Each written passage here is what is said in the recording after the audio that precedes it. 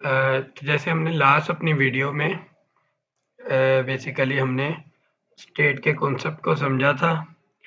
सो आज की वीडियो में हम क्या करेंगे, स्टेट्स के कॉन्सेप्ट को ही मज़ीद आगे लेके चलेंगे, लेकिन थोड़ा सा काम डिफरेंट करेंगे ताकि स्टेट को, ये जो रिएक्ट की स्टेट्स है ना, उसको हम बेहतर तौर पर समझ सकें।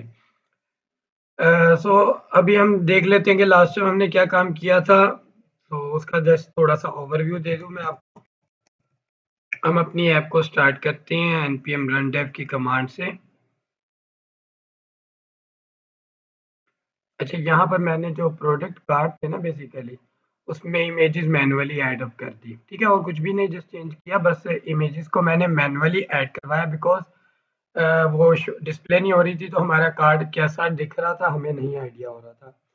तो मैंने यहाँ पे देखिए प्रोडक्ट्स का एक फ़ोल्डर बनाया पब्लिक में, और उसी में सारी इमेजेस यहाँ पे प्लेस कर दी है। तो जैसे इस फ़ोल्डर पिक्चर को हम थोड़ा-सा डाउन कर देते हैं। ओके, ये पब्लिक को क्लोज़ कर देते हैं। ओके, हमारी ऐप कैसी दिख रही है अभी हम देख लेते हैं जस्ट। ओके, देखिए ये हमारे पास कुछ इस तरह कार्ड दिख रहे हैं। सो हमारी ये सारी इमेजेस आ रही हैं डिस्प्ले पे। अब मैंने कल जो हमने फंक्शनैलिटी की थी यूज स्टेट, ठीक है ना, अब देखिए मैं प्लस पे क्लिक कर रहा था तो वो ऐड अप हो रहा था। तो सिंपल, अगर मैं माइनस पे क्लिक करूँ तो डिक्रीमेंट होना चाहिए। ये मैंने टास्क आपको दिया भी था करने के लिए। सो हम क्या करते हैं, यहाँ पर अपने कार्ड में जाते हैं, कार्ड में, प्रोडक्ट कार्ड में सॉरी, यहाँ पर हम इसको टर्मिनल को हाइड कर लेते हैं। अब मैं चाहता हूँ कि भाई जब मैं इस पे क्लिक करूँ ना माइनस वाले बटन पे, यानी ये वाले बटन पे क्लिक करूँ तो डिक्रीमेंट हो। ठीक है, तो यहाँ पर भी मैं ऑन क्लिक की फंक्शनैलिटी लगाऊंगा। ठीक है, ये चीज़ याद रखिएगा, जो जावास्क्रिप्ट के जो इवेंट्स है ना, ऑन क्लिक और इसी तरह आपके पास ऑन चेंज मोस्टली जो यूज होते हैं। तो यहाँ पे सी कैपिटल है, यानी हम pascal case convention Java React के अंदर यूज करते हैं। हैंडल डिक्रीमेंट, ठीक है, फंक्शन का नेम दे देते हैं हैंडल डिक्रीमेंट। अब आप कॉल बैक फंक्शन यहाँ पर भी कॉल आउट कर सकते हैं। ठीक है, कॉल बैक एरो फंक्शन जो होता है वो आप यहाँ पर भी कॉल आउट डायरेक्टली कर सकते हैं, बिकॉज हमारे पास कोई इतना कह लेंगे लेंथी फंक्शन नहीं है, तो आप इसको सिंगल लाइन में रिटर्न कर सकते हैं। तो जब मैं call back function call out करूँ तो सेट डिक्रीमेंट क्या हो जाए, क्वांटिटी -1 हो जाए। ठीक है ना, यानी उसमें एक डिक्रीज आ जाए।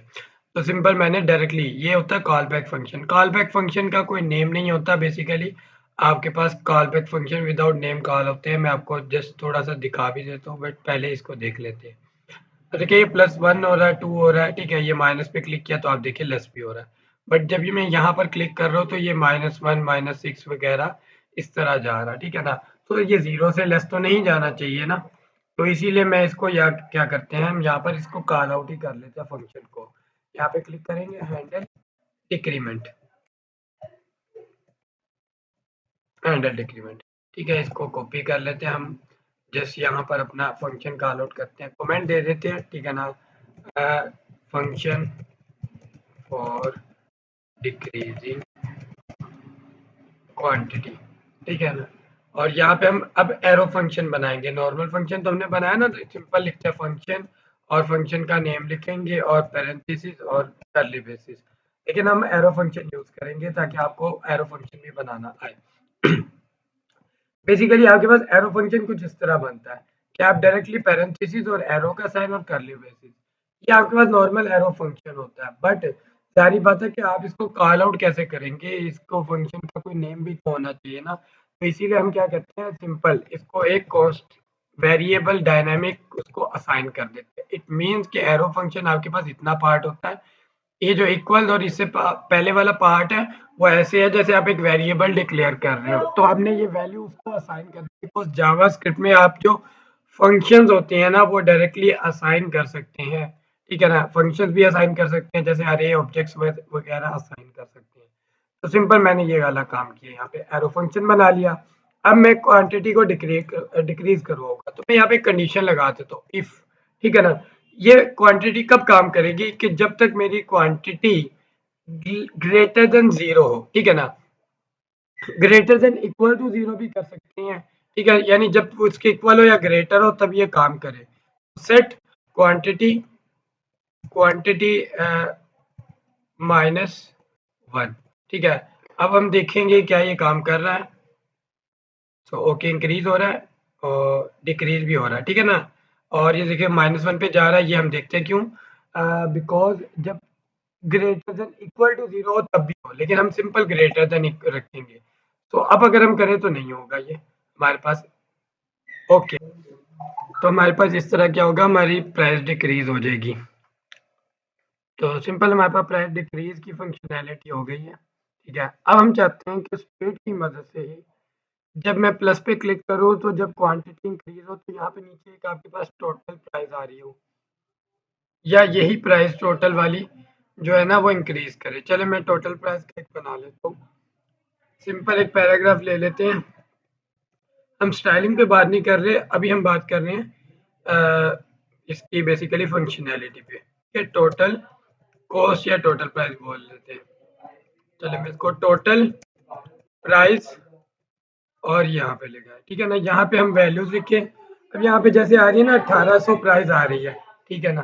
तो हमने बेसिकली इसको इतना कर दिया, 1800 प्राइस अगर रख दी है फिलहाल, ठीक है, जस्ट फॉर चेकिंग के हमारे पास यहाँ पे प्राइस शो हो रही है। ओके, अब देखिए जब मैं इस पे क्लिक करूँगा 1 है ना, क्वांटिटी हो गई है, तो ये प्राइस 1 हो जाए। इट मीन्स कि जब ये 0 हो क्वांटिटी तो टोटल प्राइस कितनी होनी चाहिए, 0 होनी चाहिए। जब मैं इस पे प्लस पे क्लिक करूँ तो इसकी क्वांटिटी कितनी हो जाए, 1800। फिर हमारे पास इसी तरह सो ऑन बढ़ती जाए क्वांटिटी टोटल प्राइस की जो है विद क्वांटिटी।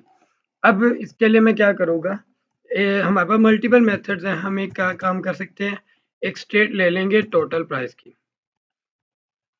हम कैमल केस कन्वेंशन यूज कर रहे हैं, set total price,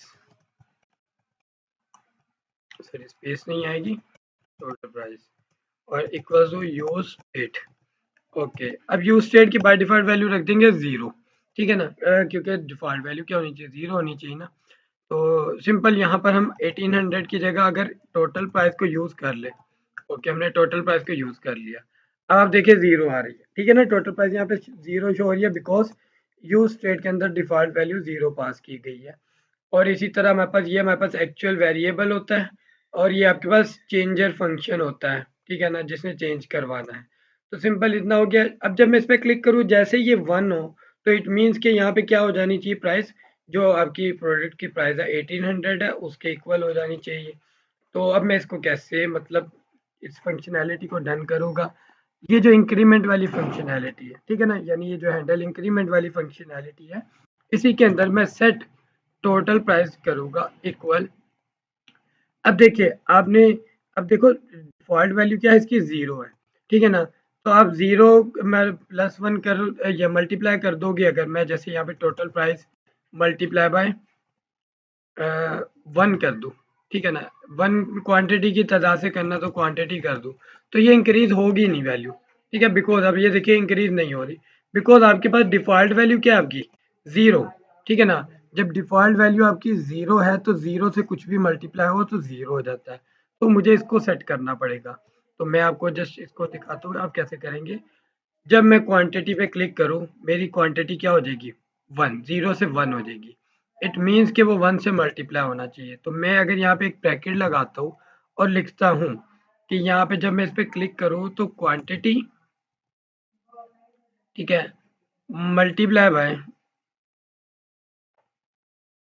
sorry quantity हम टोटल, ओके ठीक है ठीक है, क्वांटिटी मल्टीप्लाई बाय प्लस कर देंगे, सॉरी +1 कर देंगे। पहले क्वांटिटी 0 थी, तो जब मैंने उस पर क्लिक किया तो क्वांटिटी क्या होगी, 1 होगी, ठीक है ना।